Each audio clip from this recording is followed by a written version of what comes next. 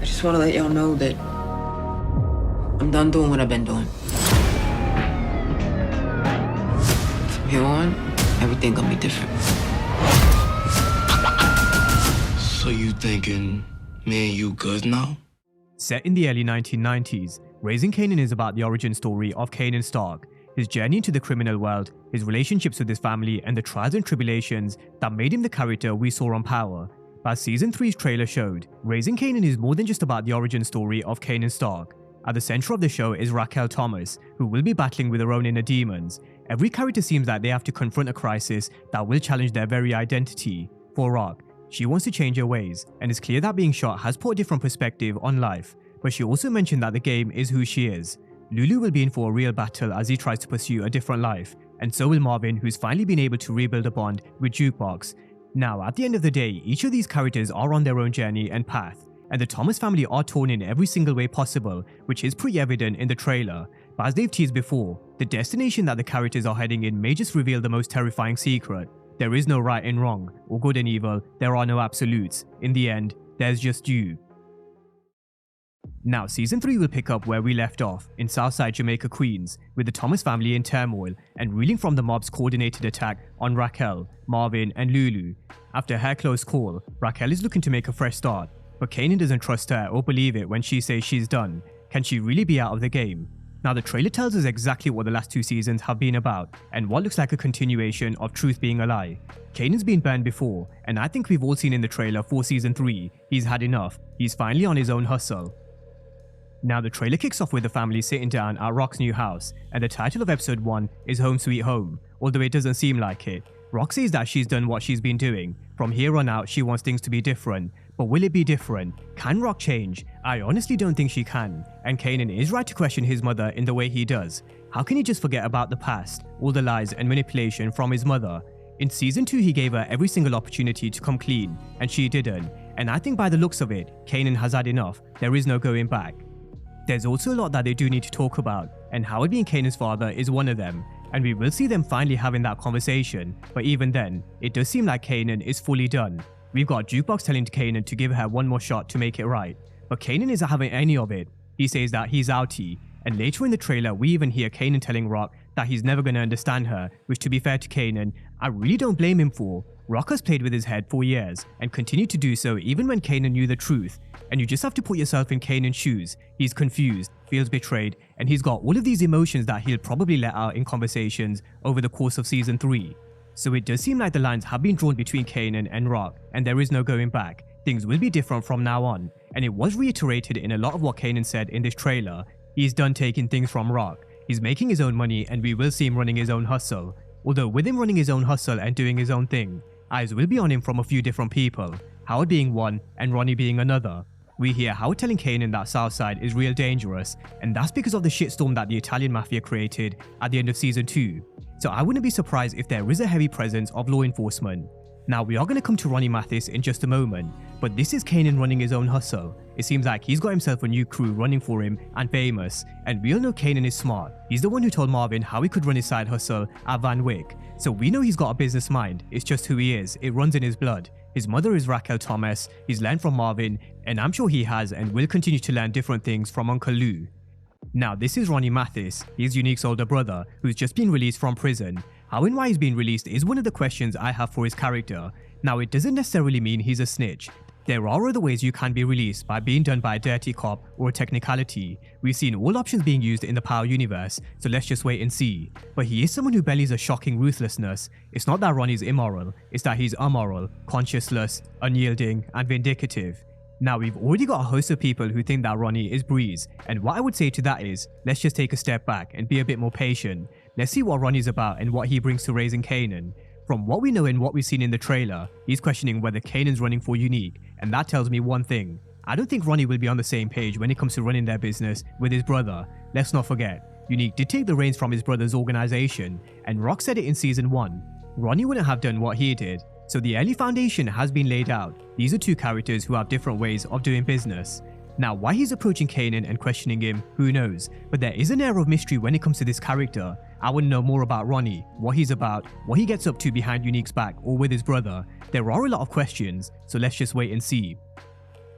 Now in terms of Kanan's business, I do feel like he will start to get into his own element, but I do feel like season 3 will be a huge learning curve for him at the same time. We've got one of his runners being intercepted by the police, and he will have to ride the wave, take the good with the bad, including being kidnapped himself, which I wouldn't be surprised if this kidnapping was orchestrated by Rock. He's also going to come across Ishmael Snaps Henry and Stephanie Pop Henry. Snaps is a living legend on the street. He's a former bank robber and an OG dealer, who now acts as a mentor and a financier for up-and-comers like Kanan, along with his partner and wife, the love of his life, Stephanie Pop Henry. Now he says something very similar to what Braden once said in Power Book 2 Ghost, business is booming, but we all know what happened with Tariq and Braden's organization in Power Book 2 Ghost. This is why I did say it was going to be a huge learning curve for Kanan. His business may be booming at this moment in time, but there will be a lot of ups and downs. Now Snaps is someone who will mentor Kanan, and this just kind of confirms the fact that Kanan is now running his own hustle and trying to become his own man away from his mother. Now on a quick side note, I do wonder where they take Famous's story, because we all know he isn't built for this game. We all heard what Kanan said in season 1. This is the shit that D-Wiz was down for, not Famous. So with Famous's name actually being Sean, you also have to wonder there will come a time where something big will happen with his character, because let's not forget, Kanan then named his son Sean. Whether that was after Famous, I'm sure we can all put 2 and 2 together, but let's just see what happens with his character and which direction they take him in. Now on Rock leaving the game, I think we all know that won't happen. She looks Kanan in the eyes and tells him things will be different, but will it? I honestly don't think it will. Just like Lou says, it's not about what she did, it's about who she is and who is she. She's a lying, manipulative, drug-dealing murderer. There is no nice way to put it. It is who she is and she knows it.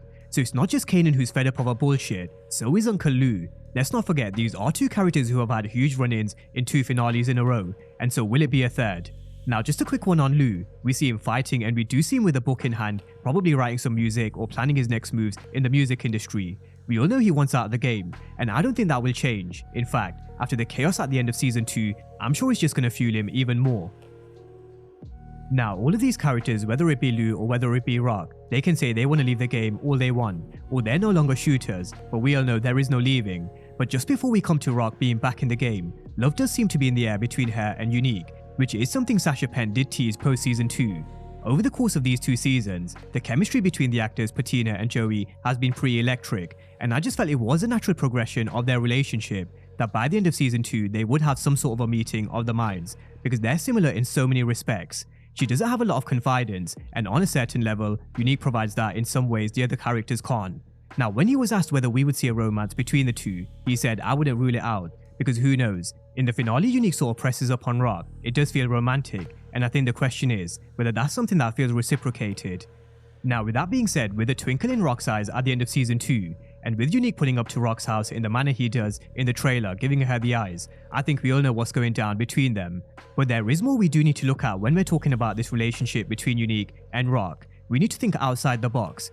What does Unique's brother Ronnie think of this? Now the reason I'm saying this is because of what I mentioned earlier in the video. Ronnie was the original leader of Unique's organization, and to him, Rock has and will always probably be an enemy. Of course, things have changed with the war with the Italian Mafia. We saw Unique and Rock uniting as one, but I don't think Ronnie will care, so that's just a thought. Now in the trailer we see them being interrupted by a few masked men, and they make it no secret who's behind the kidnapping. It's Stefano Marchetti. It sounds as if Stefano wants Rock to do a job for her, because he needs someone that he can count on. And another question I have is, why not go to Sal Baselli for this job if he needs someone who he can trust? So that's just something to keep in mind. There might be an internal conflict, but Rock's counter is she's done shooting her way out of a problem, or is she? It circles back to the point how Rock will never be able to leave the game. We see her with a gun in hand and taking a kill shot later in the trailer. Whether that stems from Stefano Marchetti wanting her to do a job for him, who knows, but danger lurks around every single corner in this game. There's always someone out there wanting what's yours, and if you don't protect yourself and what you have, if you take your eyes off the game just for 1 second in the streets, it could be game over, and Rock will be given constant reminders. Some people born to be doctors, lawyers, ball players. I'm here to move weight. It's what I do, it's who I am. Now this is another problem that may have to be dealt with. Sal Baselli and the Italian Mafia cause a hell of a shitstorm at the end of season 2 with their all-out assault on Rock, Marvin, Lou and Unique's crew out in New Jersey. And we all know how this game works. It is an eye for an eye. Now not only will the threat of the Italians loom around the corner for Rock and the Thomas family, so will law enforcement. We all know what happens when there's blood on the street like we saw at the end of season 2. it means more law enforcement, and therefore it makes it a lot more difficult for everybody to do business. So we see some detectives snapping images of Rock, who seems to be the one in their sights. Now whether they can get her is a different question entirely, but if Raising Kanan does want to stick to this authenticity and realism that it has been bringing over these past 2 seasons, then I would love someone to be caught and go to prison for a while. Now speaking of law enforcement, we've got Howard and Detective Beck, and I think Beck will be big trouble. She started to run her own investigation towards the end of season 2, and she started to uncover a lot of secrets despite a lot of people around her telling her to drop it. She was piecing the puzzle about how Rock was Howard's CI back in the day, how they were connected, and how the connection between them ended in Kanan Stark. Now she was on my death predictions for season 2, and somehow she just managed to survive, but I don't think she will survive season 3, purely on the fact that she knows way too much information. There is no way Rock and Howard can let her live with the information that she knows, and so I think for me, Detective Beck has to be on the chopping block. Now away from the rest, there wasn't a lot of Marvin or Jukebox in the trailer. There was 1 or 2 scenes where we see the aftermath of Marvin being shot, and I think they're just leaving this one on the edge for us, but I do think he will make it and he'll still have a huge role to play in season 3 for Rock and the Thomas family, as well as Jukebox. We all know Lou wants out the game, and in season 2, Rock did turn to Marvin in a time of need, so I do think we're going to see much of the same. Now with Jukebox, I think she's in for a lot more heartbreaks and pain, although it is teased that she will have some happy moments in season 3 as well, and this could be one of them. We all know she has a huge love and passion for music, which is shared with Uncle Lou, but something that took a beating after the death of Nicole and with a painful relationship with Kenya. So let's just see what's in store for Jukebox, because we all know where her character ends up, it's just what happens to her in between. Now with all of that being said, Raising Kanan is a show which has changed the game for the Power universe. It's a show that breathes authenticity and realism to Power, and it really is a breath of fresh air and something different to what we see with Power Book 2 Ghost and Force. And based on the trailer for season 3, we're in for a treat this winter, which I really do think will be a breezy one.